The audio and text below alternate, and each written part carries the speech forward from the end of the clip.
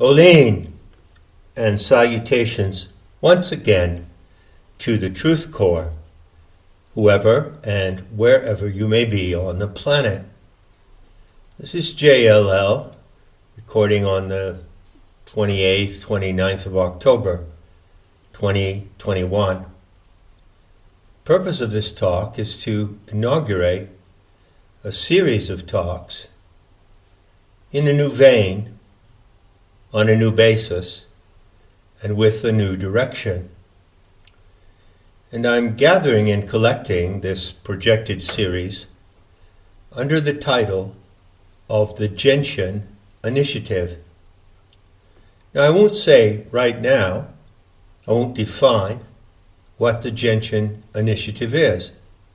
My intention is to show you what it is by what I say and propose in the forthcoming talks in that category, which ought to be, of course, a playlist. Yesterday, an event happened on my channel, John Lamb Lash, which didn't surprise me, and in fact, I anticipated. You could say that I intentionally brought it upon myself. I wanted to see what would happen if I did something. I wanted to see if it would produce certain consequences, and sure enough it did. And that amounts to absolutely nothing at all. And it has no effect whatsoever on what I intend to say, nor does it impede me in any way from continuing to talk to you about anything I choose.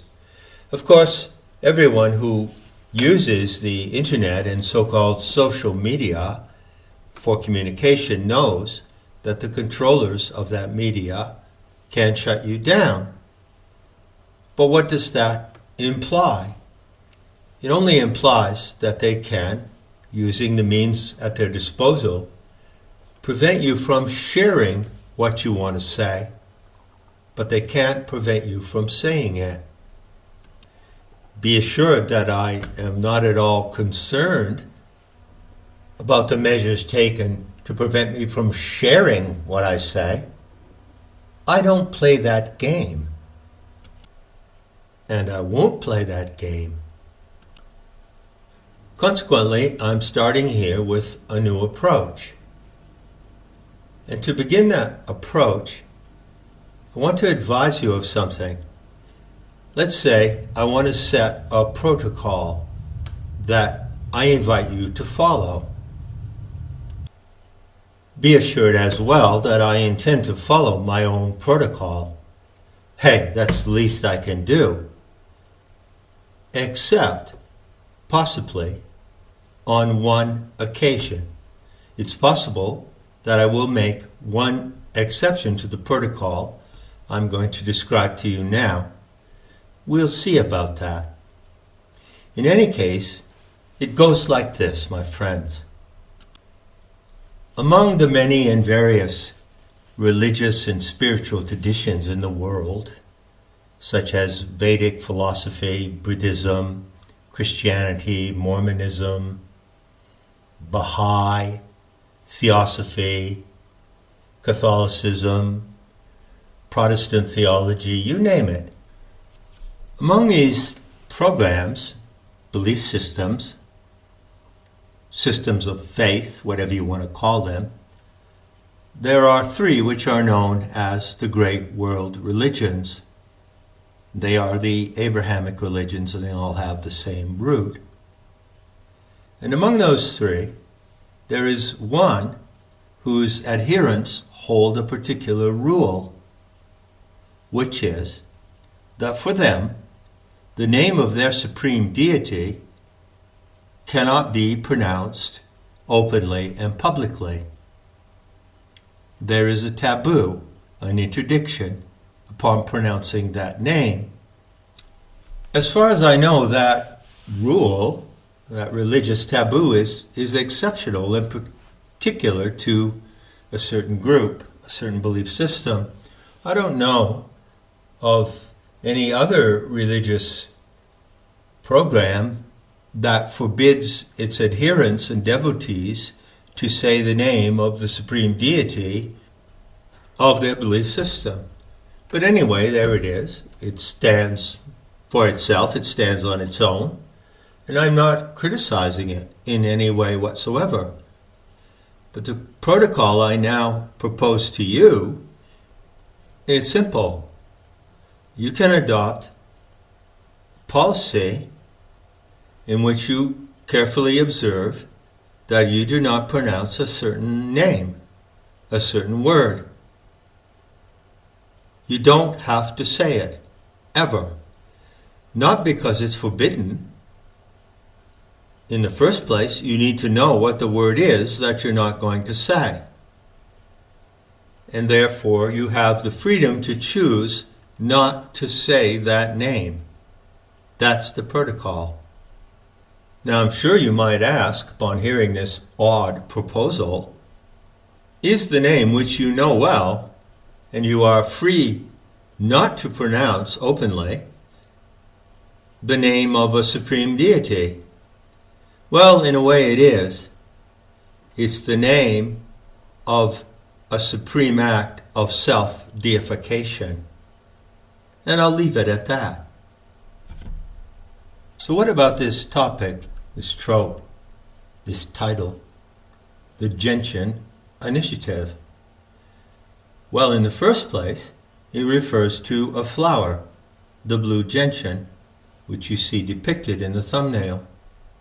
So that flower, simple, beautiful flower, with the perfect white at the center, is the symbol or emblem of this initiative. There are various aspects to this initiative, but the central one, which you need to know in this introduction, is that it concerns a great question, a generic question, a universal question, something that could be of interest to all well-meaning people. The question is, why do good people allow evil to prevail? You can consider that question like a key. It's a key that you put in a lock, and you turn the key, and it opens the door to some place where we, all of us, you and I, have never yet gone.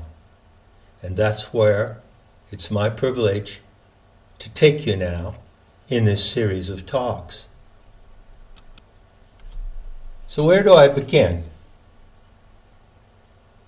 The Gentian initiative needs to be developed in layers. And so here is the first layer. Look at yourself, look at other people in the world, not only those in your immediate family and community and nation, but the people of all nations on the earth. And when you consider them and look at them, how does the way you see yourself influence the way that you see them? For instance, if you are an inhabitant of the country of Greece, and you look at yourself and you see that you are Greek. That's your culture, your ancestry, and your nationality. Then when you look across the waters to Libya, to the southern Mediterranean, or when you look north to Germany or Sweden, how do you see the people of those nationalities relative to the way you see yourself? Well, obviously, they are different in many respects because they participate in different cultures and environments. They have different histories from you. And so there are obvious differences. A Greek individual looking at a Dane sees obvious differences in behavior, differences in the food they eat, in the way they dress, in the books they read, in the references they have throughout their culture and their history. They're different. But when you or I or anyone of any nationality looks at others, are there not as well similarities that you see? Is there some kind of generic or innate indwelling similarity that you see in other people, as well as the differences that you see in them, which are obvious and undeniable? Differences in appearance as well, in the shape of their bodies, the color of their hair and their eyes, the color of their skin, and so forth. In your perception of others, which is based on the way you perceive yourself, don't ever forget that, do you as well see generic or universal similarities? And if so, what are they? Now, if you intend to follow this series of talks, there are a few guidelines that you need to observe really closely. And they're simple and obvious. Actually, they're just propositions of common sense. There's nothing mysterious or complicated about them. For instance, how about I say this? When you, as an individual belonging to a certain nationality, of a certain place and race by origin, look at others, the differences are obvious. Once again, the difference between a Greek and a Dane. Well, the music that Greeks listen to is not the same as the music that Danes listen to, is it? Or the food they eat, clothes they wear, and of course, the language they speak. The differences are obvious, but are the similarities equally obvious? This is the question to ask. This is a nuance to bear closely in your mind. I propose to you that while the differences are obvious and can be immediately described and located as you scan the spectrum of peoples of all nations in the world, on the other hand, the similarities are not obvious, not in that way. The point to bear in mind, the leading point here, which is a takeaway from this introductory talk, is that the similarities or generic attributes of all people are not obvious like their differences are. The generic similarities are assumed or attributed. Give you a concrete example. Let's say that someone who is of English nationality, living in the British Isles, feels a fondness for animals, for dogs, even for certain types of dogs, say terriers or pit bulls. And in the way that individual self-identifies, they know, without thinking about it, that they are fond of those dogs, of that breed, and they act accordingly. They show special kindness and attention to that animal.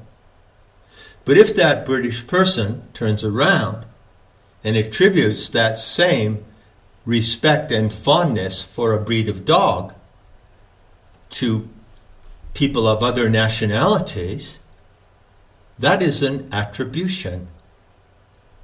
You may realize that I'm arguing here, presenting my case, by following the method of Socrates, which is called inductive reasoning. That is to say, you reason from an individual to a general case. Take another trivial example. I happen to really love hollyhocks. I could say that hollyhocks are one of my favorite flowers.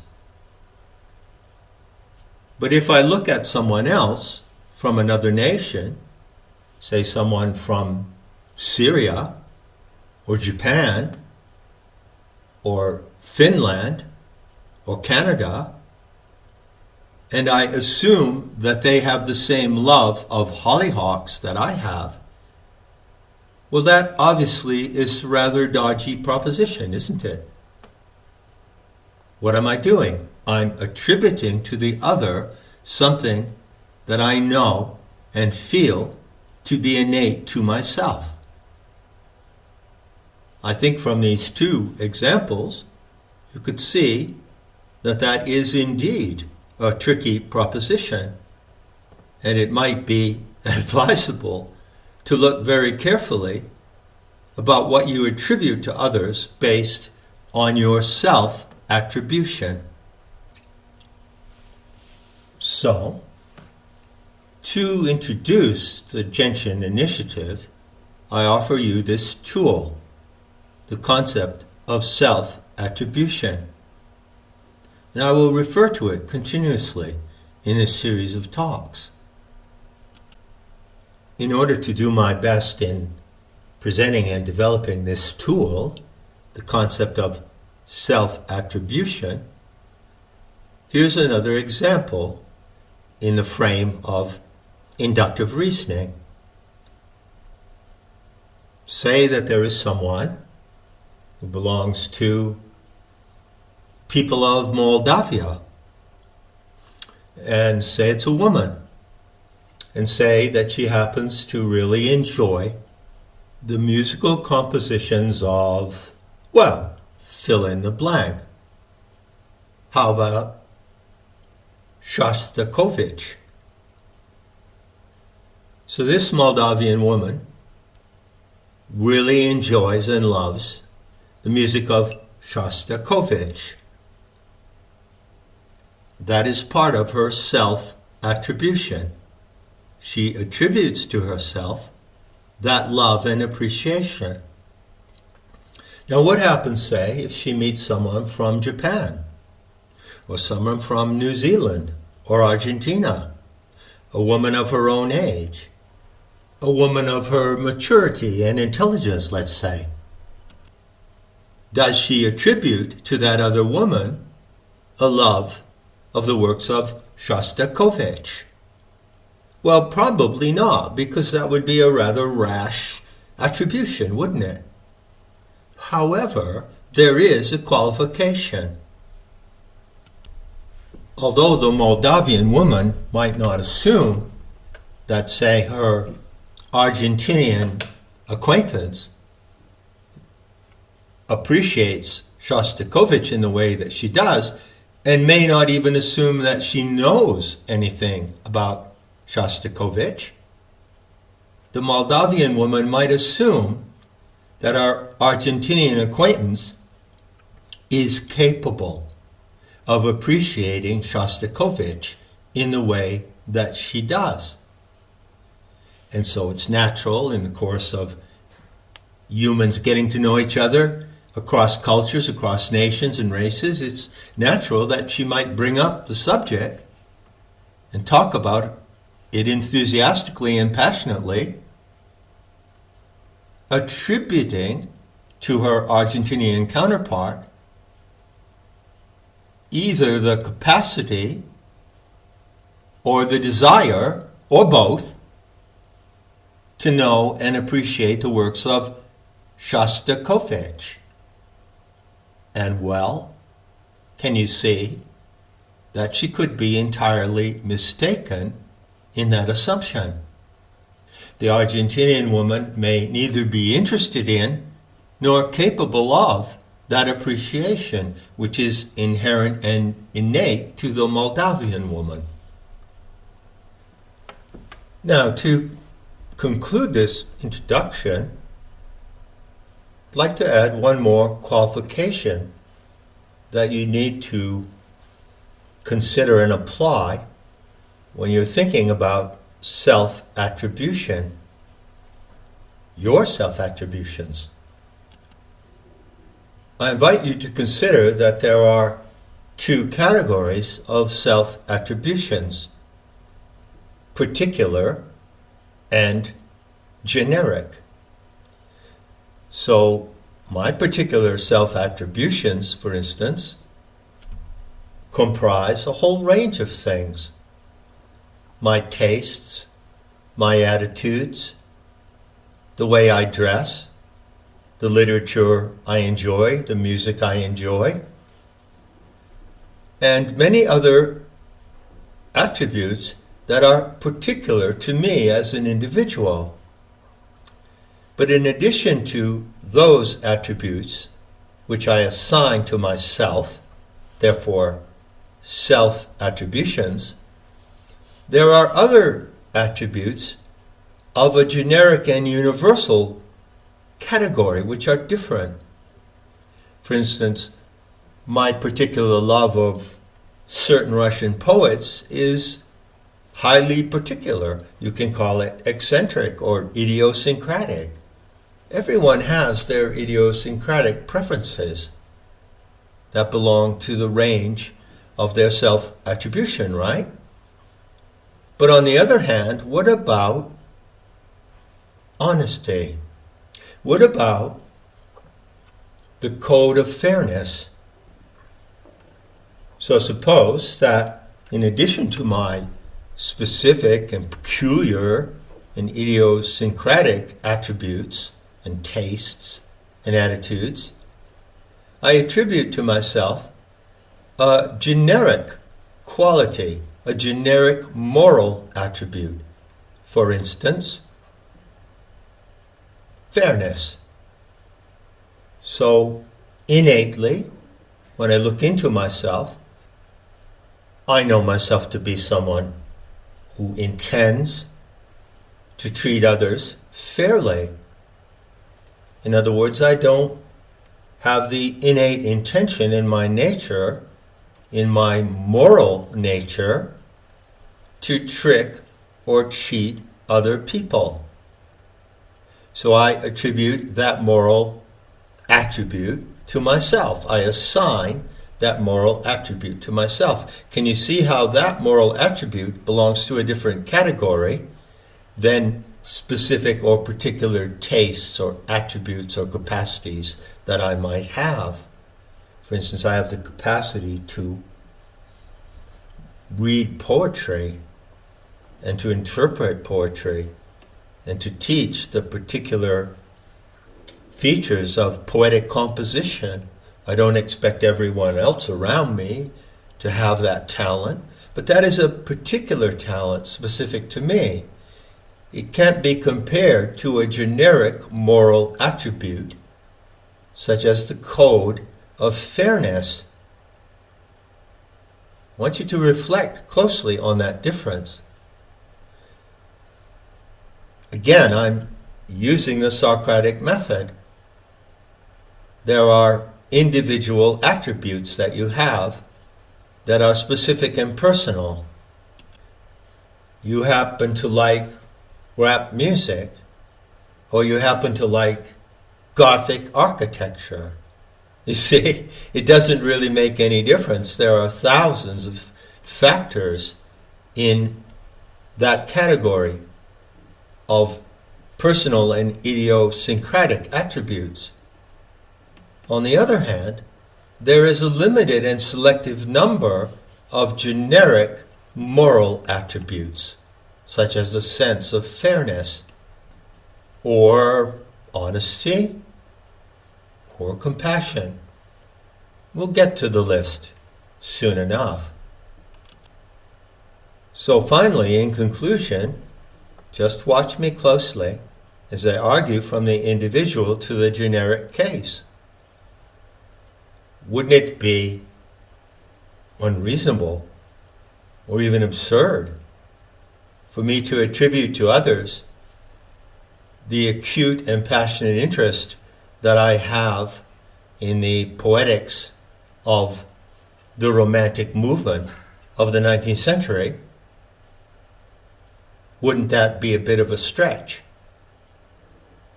Well, if that's obviously not appropriate, if that obviously won't play out in reality, tested against the circumstances of life and the differences between people, then how can I assume that what I attribute to myself as generic moral qualities, such as the sense of fairness, would likewise be found in others as well? Would that also not be a reckless and implausible attribution coming from myself directed toward others? Would it not obviously be an implausible presumption upon others to attribute to them anything like that? Enough said, and I'll continue to develop the Gentian initiative along these lines. And in the meantime, of course, I'll be seeing you in the beauty to come.